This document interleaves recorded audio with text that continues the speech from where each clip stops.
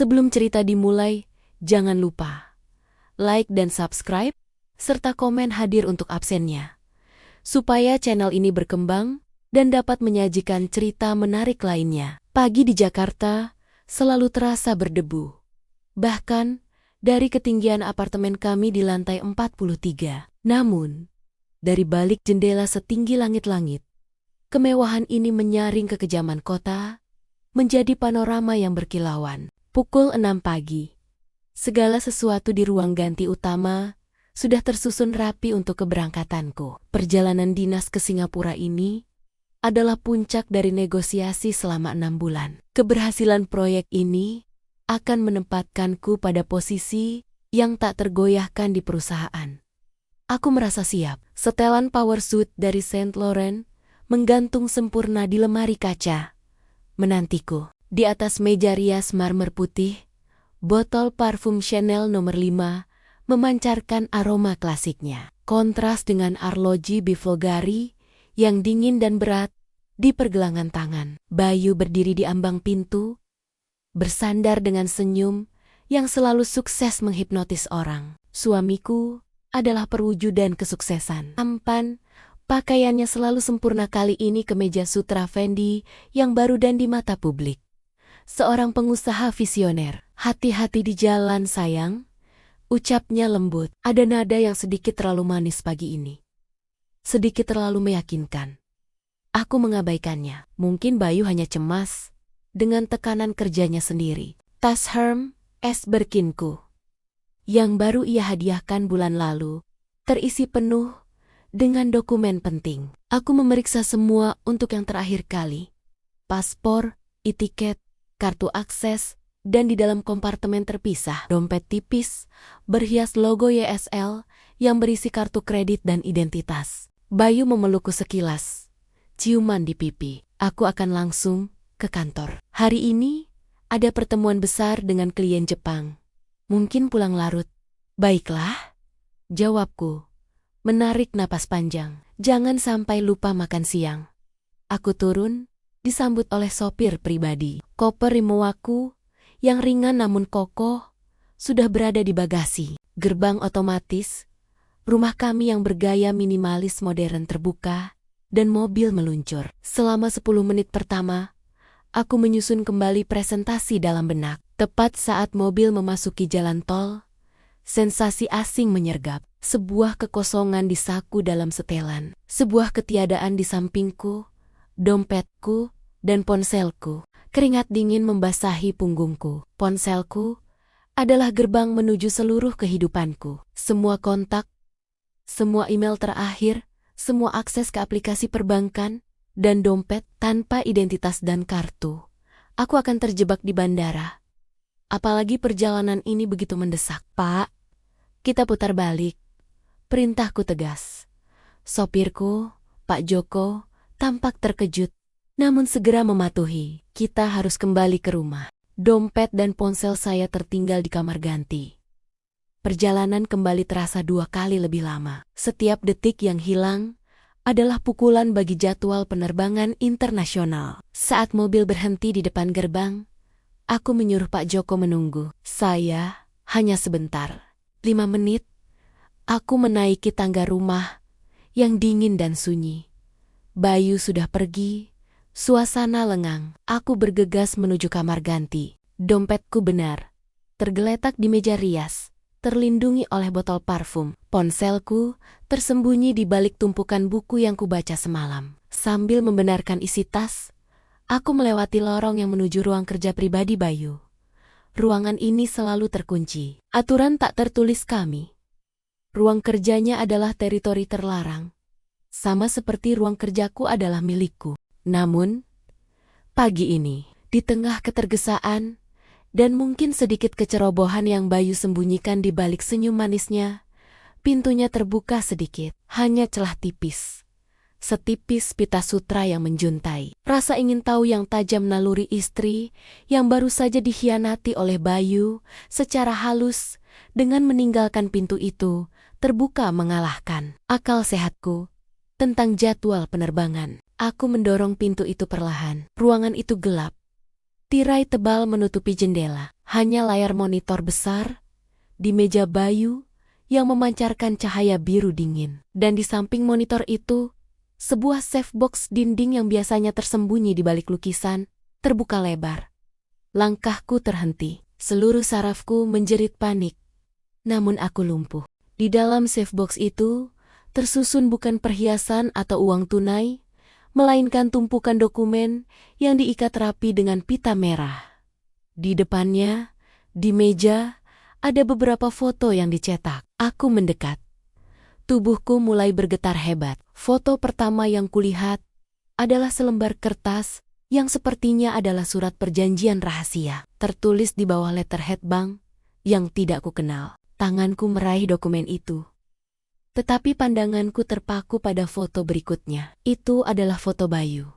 Tapi bukan Bayu yang kukenal. Bayu mengenakan pakaian berbeda dari gaya formalnya. Duduk bersama seorang wanita yang wajahnya asing bagiku, seorang wanita bernama Maya. Seperti yang akan ku ketahui nanti, di depan apa yang tampak seperti peta bergaris dan coretan tangan. Foto itu tidak menunjukkan keintiman romantis, tetapi konspirasi. Ekspresi wajah keduanya dingin, terhitung, dan terlampau serius. Aku menelan ludah.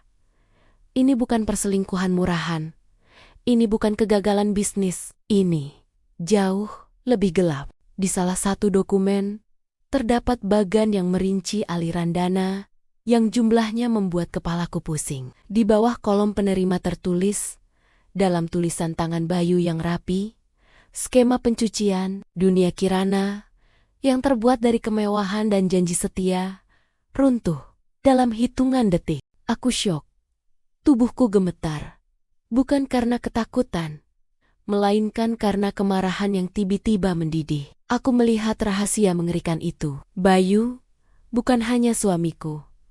Dia adalah seorang kriminal yang hidup di bawah atap yang sama denganku. Aku harus mengambil keputusan. Lari ke bandara sekarang, atau membalikan dunia Bayu yang telah menghancurkan hidupku. Gemetar tubuhku segera berubah menjadi energi yang membakar. Ketakutan sesaat tersapu bersih oleh naluri bertahan hidup yang kejam dan kecerdasan yang selalu kubanggakan. Aku tahu, waktu sangat singkat. Bayu mungkin saja kembali karena alasan apapun, atau dia memiliki kamera tersembunyi. Aku bergerak cepat.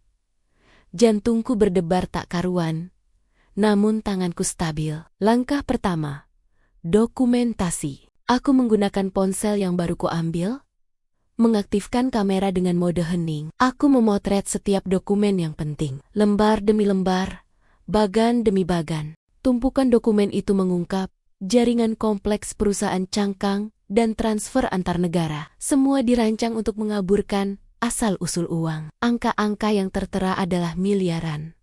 Nominal yang membuatku mual.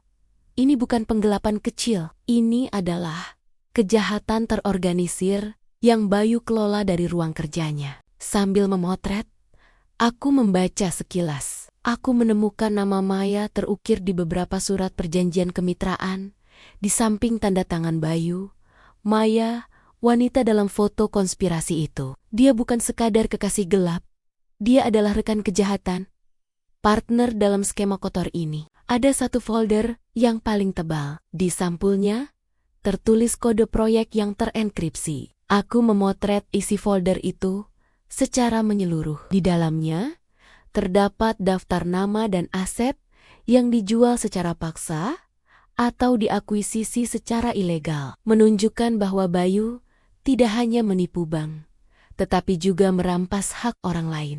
Aku mencari bukti yang paling tak terbantahkan, sesuatu yang bisa digunakan untuk menjerat Bayu tanpa perlu menuduh, hanya membiarkan fakta berbicara. Di laci meja Bayu, yang ternyata juga terbuka sedikit, aku menemukan sebuah flash drive berukuran mini, tanpa label, disembunyikan di dalam kotak pensil mahal, merek Montblanc. Aku segera menyelipkan benda kecil itu ke dalam saku blazerku. Ponselku bergetar. Sebuah pesan dari Pak Joko. "Nyonya, ada telepon dari kantor. Mereka menanyakan Anda." Waktuku habis. Aku segera mengembalikan semua dokumen ke posisi semula di dalam safe box. Pita merah itu kuikat ulang, mencoba menirukan kerapian Bayu yang obsesif. Aku menutup safe box dan memutar knop kuncinya, lalu mendorong pintu lemari lukisan hingga menutup rapat. Ruangan itu kembali tenang, hanya disinari cahaya biru monitor, kecuali bagi mataku yang kini menyimpan memori mengerikan itu. Tidak ada yang berubah. Bayu tidak akan menyadari bahwa rahasia tergelapnya telah terekspos dalam hitungan menit. Aku keluar dari ruang kerja, menarik napas dalam-dalam. Aku harus kembali menjadi Kirana, istri elegan yang polos dan sedikit ceroboh karena meninggalkan dompetnya. Aku harus mengenakan kembali topeng kesetiaan dan ketidaktahuan. Aku mengambil tasku, memastikan dompet dan ponselku berada di tempatnya. Saat aku turun, aku bahkan sempat berteriak kecil, pura-pura panik. Ya ampun, kenapa aku bisa lupa? Astaga, aku sudah di jalan tol. Suara yang kupaksakan itu berhasil membuat Pak Joko tersenyum lega. Sudah dapat, Nyonya? Tanyanya. Sudah, Pak. Sudah lengkap, maafkan saya membuat jadwal kita berantakan. Saat mobil kembali melaju menuju bandara, aku menyentuh saku blazerku, tempat flash drive kecil itu tersembunyi. Itu adalah bom waktu. Aku menoleh ke belakang, melihat rumah megah yang selama bertahan-tahan kuyakini sebagai benteng cintaku. Sekarang, itu hanya penjara yang dibangun dari kebohongan. Di sana, Bayu, suamiku, adalah penjahatnya. Aku duduk tegak, mencengkeram tas Hermes esku.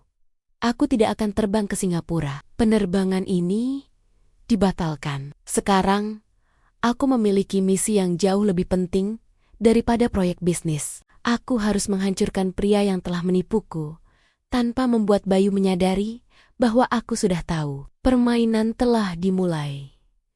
Kirana yang lama mati di depan safe box itu. Yang tersisa adalah Kirana yang cerdas, waspada, dan termotivasi oleh balas dendam yang dingin. Aku tersenyum tipis. Biarkan Bayu percaya bahwa aku sedang berada di atas pesawat. Aku kembali memasuki rumah tepat sebelum Bayu tiba dari kantor. Aku memastikan napasku teratur, detak jantungku stabil. Topengku harus sempurna. Bayu, panggilku riang, berjingkat dari sofa, seolah aku baru saja tiba. Aku sangat malu. Di bandara baru sadar kalau dompet dan ponsel tertinggal. Untungnya, aku belum check-in. Penerbanganku terpaksa kujadwal ulang untuk besok pagi. Bayu meletakkan tas kerjanya di atas meja foyer. Ada kerutan halus di dahinya. Namun senyumnya segera kembali. Ya ampun sayang. Untung kamu tidak ketinggalan pesawat. Aku sudah bilang, fokuslah saat menyiapkan barang. Itu tas Hermes es mahal. Pastikan semuanya ada di dalamnya. Nada bicaranya menenangkan, seolah dia adalah suami yang peduli, bukan dalang kriminal. Melihatnya bertingkah normal membuat perutku mual. Kami makan malam di ruang makan kecil. Santapan malam itu salmon Wellington yang seharusnya lezat, terasa hambar. Bayu bercerita tentang pertemuannya dengan klien Jepang, sebuah alibi yang dia buat tadi pagi. Bagaimana pertemuanmu? Apakah berjalan lancar? Tanyaku, mengambil inisiatif. Aku perlu memancingnya. Sangat baik, jawab Bayu. Matanya yang hangat kini terasa seperti lubang hitam yang menatapku. Mereka tertarik dengan tawaran kita. Meskipun negosiasi sangat tegang. Ada banyak tekanan finansial di industri ini. Kamu tahu itu bukan? Aku tahu, kataku lembut sambil memotong Wellingtonku menjadi bagian yang sangat kecil. Tekanan itu pasti menguras energi. Aku melihat kamu beberapa kali terlihat sangat cemas belakangan ini. Apakah ada masalah serius yang kamu sembunyikan dariku? Masalah yang melampaui pekerjaan biasa? Bayu meletakkan garpunya. Ruangan menjadi senyap. Ini adalah momen kritis. Kirana, ucapnya. Nadanya berubah tegas. Apakah ini karena kamu terlalu banyak menonton film drama? Aku sedang membangun bisnis kita, menuju level yang lebih tinggi. Tentu saja, ada tekanan. Tapi aku tidak menyembunyikan apapun yang perlu kamu khawatirkan. Jelas. Ia kembali tersenyum, senyum yang memerintahku untuk percaya. Fokuslah pada pekerjaanmu. Aku akan mengurus perusahaanku. Reaksi defensif Bayu adalah konfirmasi yang paling jelas. Aku menunduk, berpura-pura menerima penjelasannya. Maafkan aku, mungkin aku terlalu khawatir. Malam itu, setelah Bayu tertidur pulas tidur nyenyak, seorang pria tanpa beban moral aku menyelinap ke ruang kerjaku. Aku menyalakan laptop dan mencolokkan flash drive temuan semalam. Data di dalamnya jauh lebih terorganisir dari yang kuduga. Itu berisi salinan database keuangan Bayu, lengkap dengan tabel-tabel terperinci dan catatan suara terenkripsi. Aku memfokuskan pencarian pada nama yang berulang. Maya. Pencarian mendalam membawaku ke Maya Santoso. Profil LinkedIn-nya tampak profesional. Konsultan keuangan berkelas yang sering bepergian antar benua. Foto-fotonya di media sosial menunjukkan kehidupan mewah dengan perhiasan berlian dan tas-tas hand Gucci, Prada, setara denganku. Namun, tidak ada satupun foto Bayu. Maya adalah wanita yang cerdas dan terpelar. Dia bukan simpanan tradisional. Dia adalah mitra setara dalam kejahatan, dengan keahlian yang pasti melengkapi Bayu dalam mengelola skema pencucian uang tersebut. Aku menyalin semua data dari flash drive ke server cadangan milikku. Aku harus memiliki rencana B. Saat itu, aku menyadari satu hal yang mengerikan.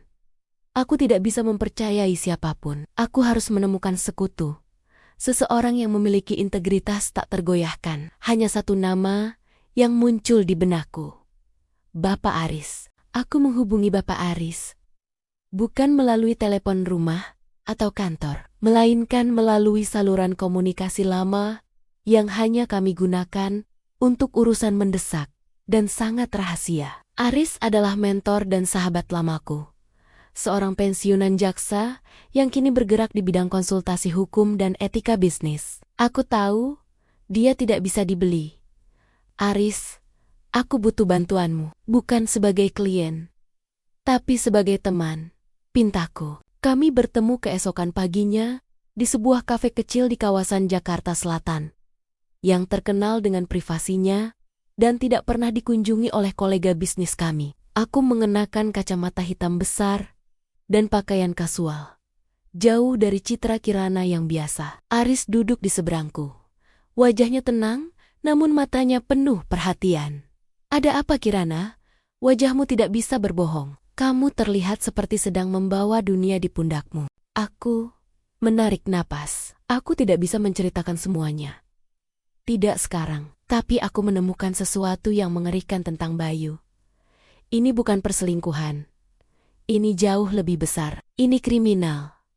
Aku mengeluarkan ponsel, menunjukkan kepadanya dua foto yang kuanggap paling aman.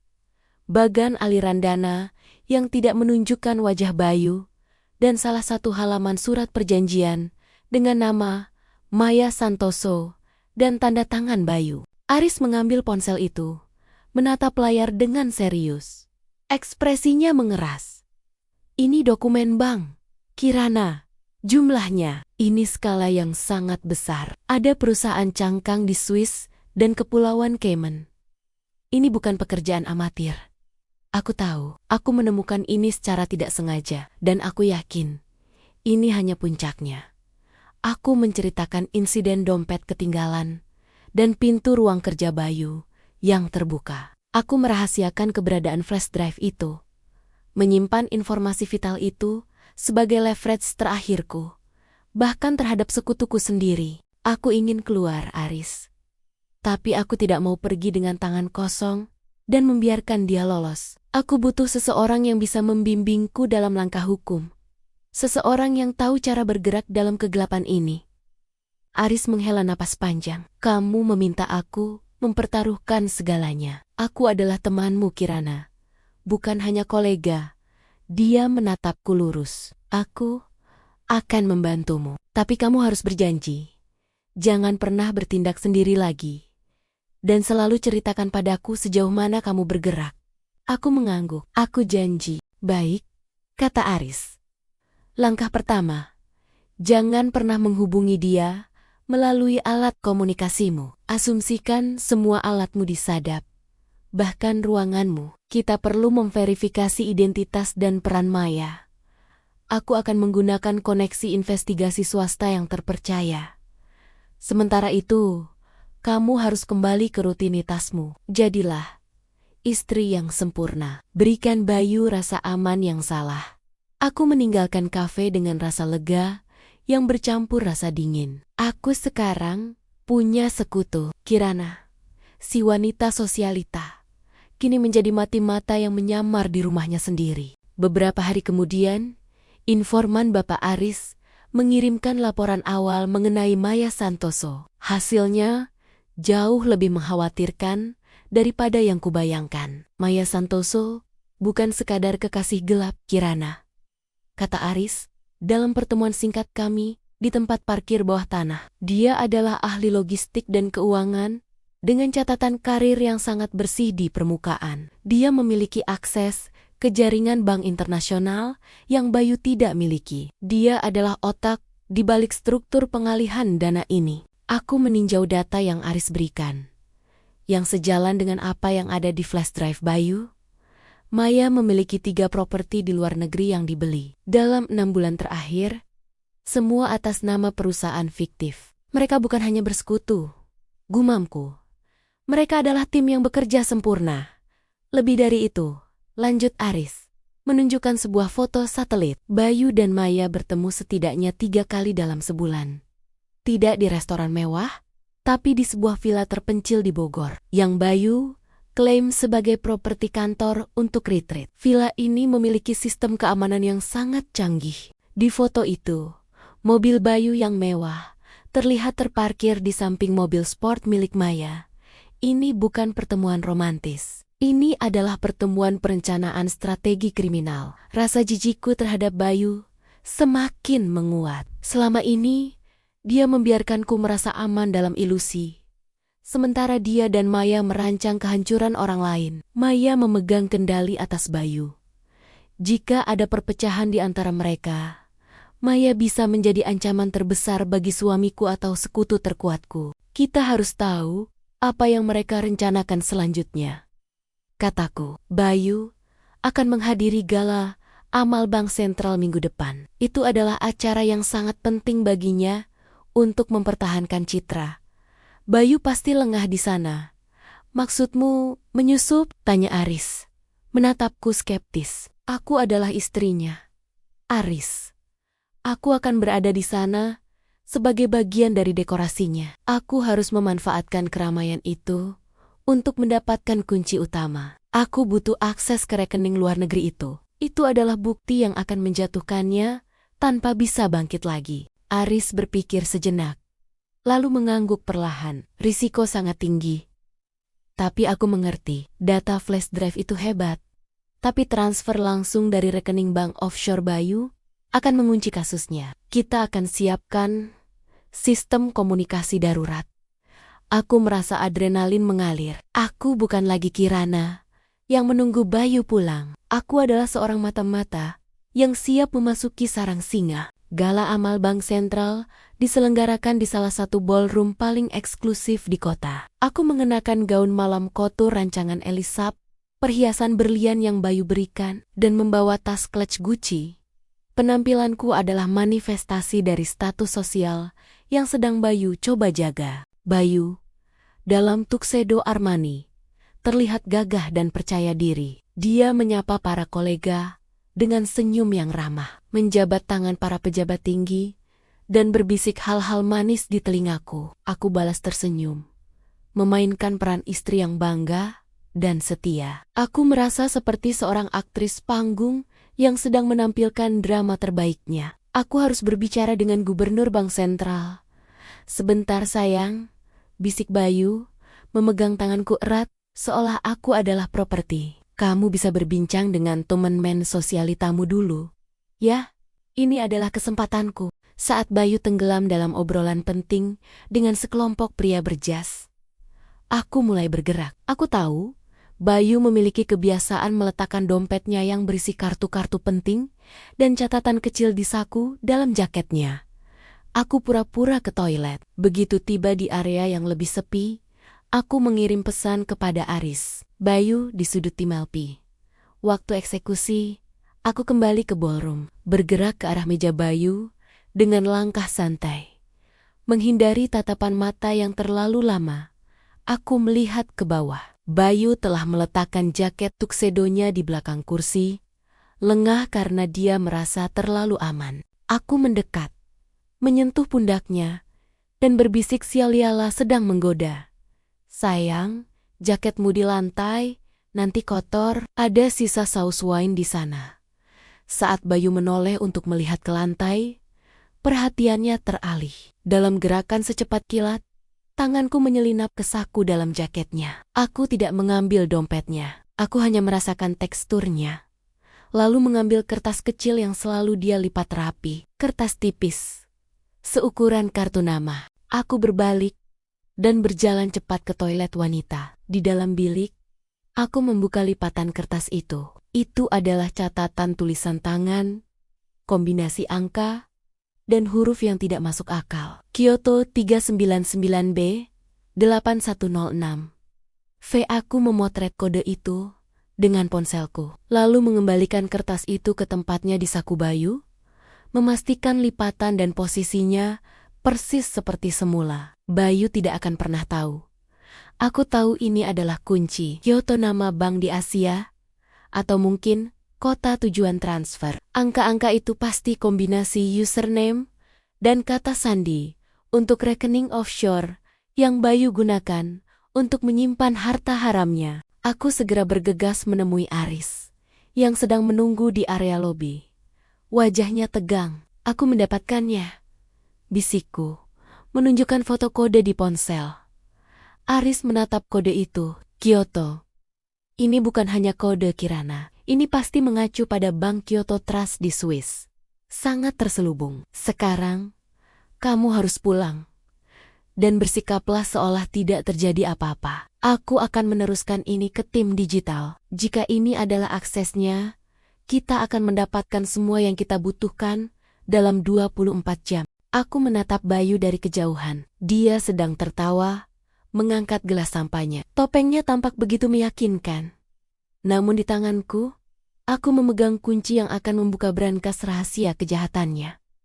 Aku merasakan kekuatan yang luar biasa. Balas dendam terasa manis dan dingin. Bayu, mari kita lihat apa yang akan kamu lakukan ketika topengmu jatuh. 2 hari setelah gala amal, Bayu terlihat semakin gelisah. Ponselnya berdering lebih sering, dan ia menghabiskan waktu lebih lama di ruang kerjanya. Aku tahu, data dari Bank Kyoto Trust pasti sudah mulai dianalisis oleh Aris. Dan mungkin Bayu merasakan getaran halus di jaringan kejahatannya. Aku, di sisi lain, harus menjadi jangkar yang kokoh. Aku menyiapkan sarapannya, memilihkan dasi Herm Yurem, es untuk rapatnya, dan sesekali bertanya tentang rencananya di akhir pekan. Aku memainkan peran istri yang menenangkan dan setia, tetapi di balik sorot mataku, aku sedang menyusun kata-kata untuk konfrontasi taktis. Kami duduk di teras, menikmati kopi pagi. Aku mengenakan rob sutra yang tampak santai, menciptakan ilusi keintiman yang ia harapkan. Bayu, aku memulai dengan suara yang sedikit bergetar, berpura-pura cemas. Beberapa hari ini, aku benar-benar berpikir, sepertinya kamu menyimpan sesuatu yang sangat berat. Bayu meletakkan cangkir kopinya. Ia menatapku dengan tatapan waspada, namun tetap berusaha tersenyum.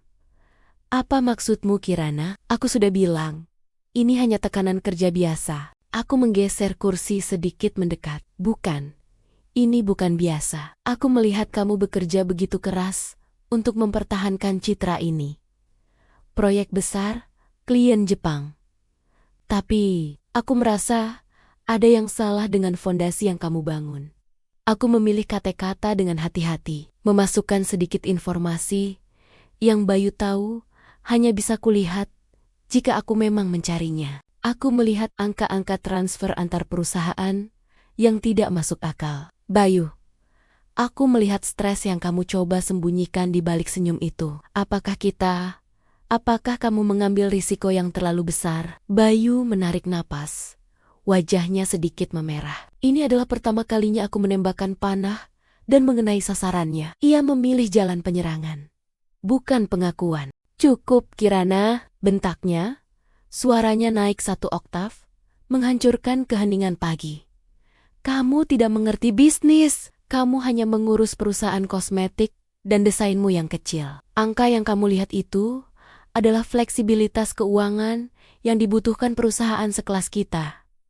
Itu adalah strategi, bukan risiko. Dia bangkit, berdiri di depanku, menjulang tinggi dan mengancam. Jangan pernah lagi mengganggu pekerjaanku atau membuat tuduhan konyol seperti ini. Aku sedang melindungi kekayaan kita, Kirana. Aku sedang menjamin masa depan kita. Jika kamu terus begini, kamu akan menghancurkan apa yang sedang aku bangun. Tatapan Bayu begitu dingin, begitu kejam. Aku tahu Bayu tidak marah karena aku curiga, tetapi karena aku nyaris mengungkap rahasianya.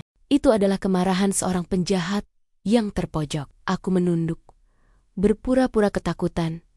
Air mata tipis menggenang di pelupuk mata. Maaf, bisikku. Aku hanya ingin memastikan kita baik-baik saja. Kita baik-baik saja, katanya. Nadanya melunak sedikit, kembali mengenakan topeng pelindung. Asal kamu berhenti ikut campur. Bayu bergegas pergi. Tepat saat pintu lift menutup, ponselku bergetar.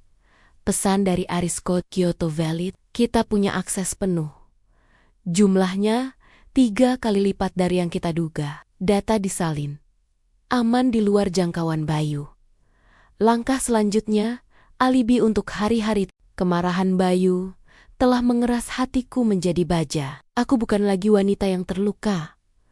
Aku adalah lawan yang cerdas. Dia ingin aku berhenti ikut campur. Aku akan memastikan campur tanganku akan menjadi hal terakhir yang Bayu ingat sebelum kehancurannya. Rencana sudah matang. Bayu harus yakin aku benar-benar berada di Singapura. Kali ini, tanpa ada insiden dompet tertinggal. Aris mengatur semuanya. Tiket penerbangan yang dibatalkan pada menit terakhir, notifikasi hotel palsu, dan bahkan pesan-pesan WhatsApp yang diprogram untuk dikirim dari zona waktu Singapura. Aku harus pergi sekarang, Bayu, kataku, setelah ia mengantarku ke bandara untuk kedua kalinya. Kami berpelukan, dan aku memberinya ciuman dingin di pipi. Aku akan menghubungimu begitu mendarat. Kali ini, aku tidak mengizinkan Pak Joko memutar balik. Setelah drop-off di bandara, aku naik taksi yang sudah disiapkan Aris dan menuju titik pertemuan rahasia. Dia pasti sudah mulai curiga setelah konfrontasi kemarin, kata Aris, saat kami bertemu di sebuah gudang kecil dekat Bogor.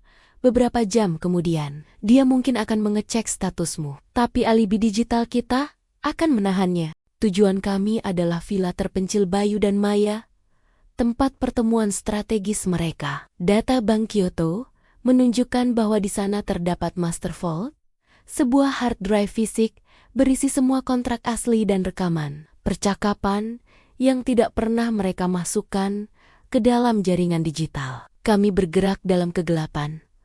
Aris membawa seorang ahli keamanan yang sangat terlatih. Kami menyusup melalui bagian belakang properti, melewati pagar tinggi dan hutan kecil. Villa itu tampak mewah, namun suram. Ahli keamanan dengan cepat menonaktifkan sensor luar. Kami masuk ke ruang utama, yang ternyata adalah ruang meeting berteknologi tinggi. Meja besar, proyektor, dan sistem audiovisual canggih. Bayu tidak menggunakan tempat ini untuk retreat karyawan, bisikku.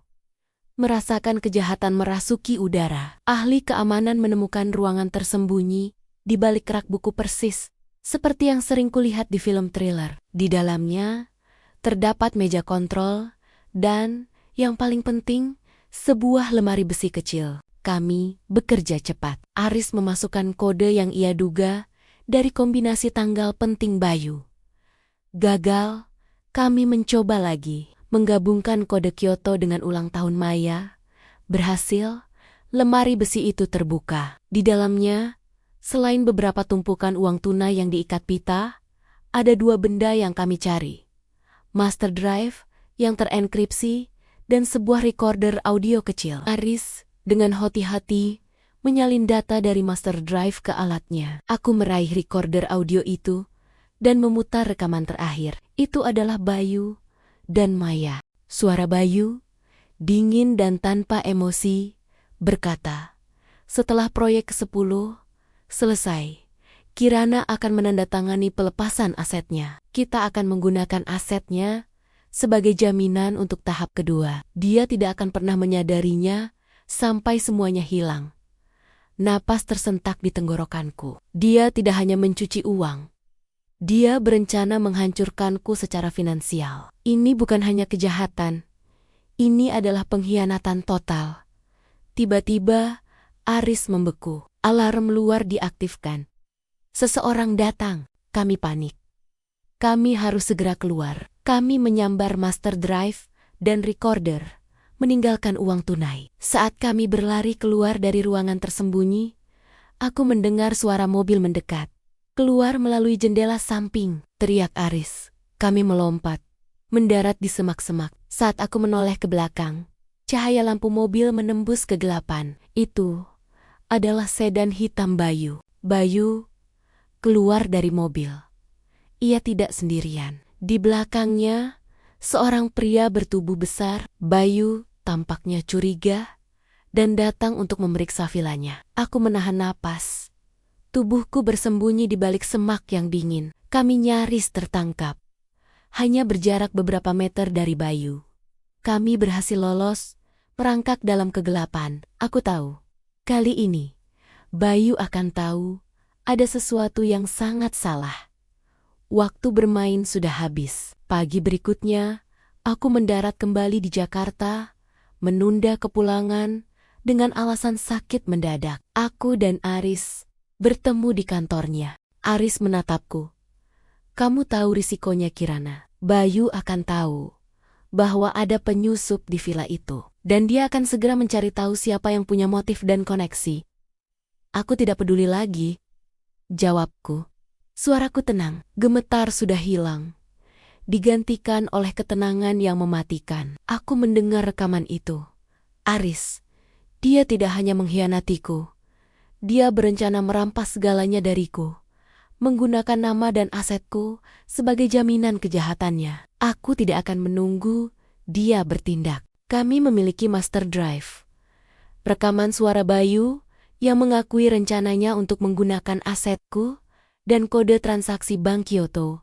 Bukti itu tidak terbantahkan. Aku membuat keputusan, menjatuhkannya melalui jalur hukum. Aku tidak ingin darah di tanganku. Aku ingin keadilan dan kehancuran publik untuk Bayu. Aris menghubungi kontak terbaiknya di kantor kejaksaan dan Badan Penegakan Hukum Keuangan. Kami menyusun kronologi, bukti digital, bukti audio, dan rincian jaringan Maya Santoso. Kita harus memberikannya hari ini, kataku, menatap Aris.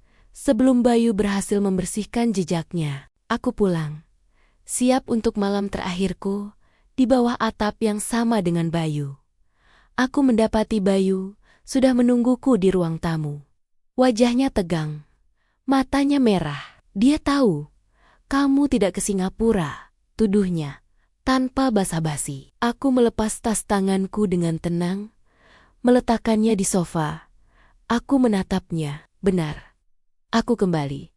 "Kenapa kamu kembali? Dan kenapa kamu muncul di villa itu semalam?" Suaranya meninggi, dipenuhi ancaman yang kasar. "Aku tahu kamu. Kamu ada di sana. Apa yang kamu cari?" Aku tertawa. Tawa yang dingin dan sinis. "Aku mencari kebenaran, Bayu. Dan aku menemukannya." Aku mengeluarkan ponselku, memutar rekaman suara dari recorder yang kudapatkan di lemari besi. Suara Bayu yang dingin dari rekaman itu menggema di ruang tamu. Setelah proyek ke-10 selesai, Kirana akan menandatangani pelepasan asetnya. Kita akan menggunakan asetnya sebagai jaminan untuk tahap kedua. Dia tidak akan pernah menyadarinya sampai semuanya hilang. Wajah Bayu pucat pasi. Topengnya akhirnya jatuh. Bayu tidak lagi terlihat seperti pengusaha sukses, melainkan seekor binatang yang terpojok. Kamu tidak akan bisa membuktikan apa-apa. Bayu tergagap. Aku punya master drive-nya, Bayu. Aku punya semua kontrak aslinya. Aku punya akses ke bank Kyoto Trust. Aku punya Maya Santoso yang akan segera dicari oleh pihak berwajib. Dan aku sudah menyerahkan semuanya ke kejaksaan. Di luar jendela, aku mendengar suara sirena yang mendekat. Samar-samar, namun tak terhindarkan, Bayu menatapku. Matanya dipenuhi dengan kebencian dan keputusasaan. Dia menyadari aku adalah orang yang telah menghancurkannya. Selamat datang di akhir ceritamu, Bayu, bisikku. Melangkah mundur darinya. Suara sirena menjadi sangat jelas. Mobil-mobil hitam kejaksaan dan kepolisian berhenti di depan gerbang. Bayu mencoba melarikan diri, tetapi petugas berpakaian sipil sudah berada di semua pintu keluar. Petugas dengan seragam resmi masuk, membacakan surat penangkapan atas Bayu atas tuduhan pencucian uang, penipuan berskala besar, dan konspirasi kriminal. Bayu menolak, mencoba berdebat, menunjuk ke arahku. Istri saya, dia dalangnya. Dia mencuri data saya, teriak Bayu, putus asa. Petugas itu hanya menatap Bayu, lalu dengan tenang berkata, Nyonya Kirana adalah saksi kunci dan korban penipuan yang dilakukan oleh Anda dan MS Maya Santoso. Silakan ikut kami. Aku melihat Bayu di borgol. Pandangan terakhirnya kepadaku adalah perpaduan antara kebencian yang mendalam dan pengkhianatan yang menyakitkan. Topeng kesuksesan yang Bayu kenakan selama bertahan-tahan kini hancur di depan mataku. Setelah Bayu dibawa pergi dan rumah disita sementara untuk penyelidikan, aku duduk di sofa, tempat tas tanganku tergeletak beberapa jam lalu. Keheningan menyelimuti kemewahan yang kini terasa dingin. Aris datang tak lama kemudian. Dia memegang tanganku. Ini sudah berakhir, Kirana. Kamu selamat. Kamu adalah wanita paling cerdas dan berani yang pernah kukenal. Aku merasakan beban yang berat terangkat, tetapi rasa lelah yang luar biasa menggantikannya. Aku telah kehilangan rumah, suami, dan sebagian besar hidupku, Aris. Tapi setidaknya, aku tidak kehilangan kehormatanku. Maya Santoso ditangkap di bandara saat mencoba melarikan diri ke luar negeri. Dengan bukti tak terbantahkan dari master drive dan kesaksianku, kasus Bayu menjadi berita utama, mengguncang industri keuangan. Bayu dan Maya menghadapi hukuman penjara yang panjang, dan sebagian besar aset ilegal mereka disita oleh negara. Bulan-bulan berikutnya adalah masa pemulihan. Aku menolak semua properti dan uang yang Bayu tinggalkan. Karena semuanya ternoda, aku fokus pada perusahaanku sendiri yang berkat kerja keras dan etika bisnis yang bersih, segera bangkit dan berkembang pesat. 6 bulan kemudian, aku berdiri di teras rumah baruku. Rumah yang sederhana namun murni, yang kubeli dengan hasil jerih payahku sendiri. Aku memandang ke kota. Aku tidak lagi mencari kehangatan dari seseorang, tetapi dari kekuatan diriku sendiri. Bapak Aris, yang sekarang menjadi mitra bisnis dan penasihat setiaku, berdiri di sampingku. Mau bagaimanapun, aku berutang padamu, Aris, kataku, menoleh padanya. Aris tersenyum tulus. Kita setara, Kirana. Kamu yang mempertaruhkan nyawamu. Dan sekarang, tentang rencanamu untuk ekspansi ke Eropa. Aku tersenyum. Senyum yang tulus. Bukan topeng. Ya, ekspansi ke Eropa. Tapi sebelum itu, aku mengambil napas dalam-dalam. Aku melihat ke belakang, ke bandara, ke dompet yang tertinggal, ke pintu yang terbuka. Itu adalah momen yang mengubah hidupku. Momen yang menyakitkan, namun juga membebaskan. Aku harus mengajukan gugatan cerai. Dan kali ini, aku akan melakukannya di pengadilan terbuka. Tanpa penyesalan. Aku tidak lagi gemetar. Aku adalah Kirana yang baru. Aku berdiri tegak, siap menghadapi masa depan yang kutempa sendiri. Bebas dari rahasia mengerikan Bayu. Aku telah menutup bab kelam itu, dan cerita baruku baru saja dimulai.